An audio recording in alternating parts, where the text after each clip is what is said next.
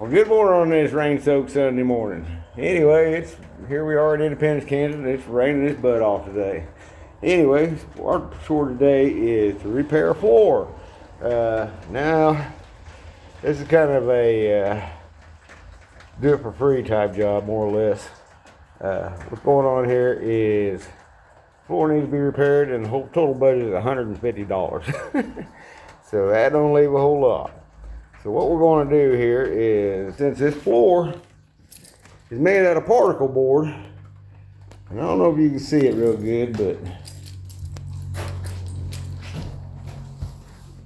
all them little spots like that, that's from where they had a dog in here or a cat or something, and that's where it peed on the floor, and those are urine spots. What happens is it soaks into the carpet and stays wet, and it swells the floor up. Well, once that happens, this particle board stuff just starts turning into dust. So you can't do a whole lot with it.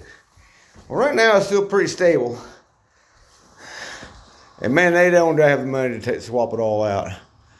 So what we're going to do is we're going to go back to grade school. Literally. And what I've got planned here is we're going to paper mache it. I got me some Elmer's glue and some paper, and what I'm going to do here with this is I'm going to mix that down about 50% with water, and then I'm going to soak all these spots. And what that's going to do is that's going to kind of reinforce them fiber bonds and hopefully tie it all back together. And then what I have to do, do that, I'm going to take this Elmer's wood glue here, and I'm going to spread it all out and cover it up here with this paper.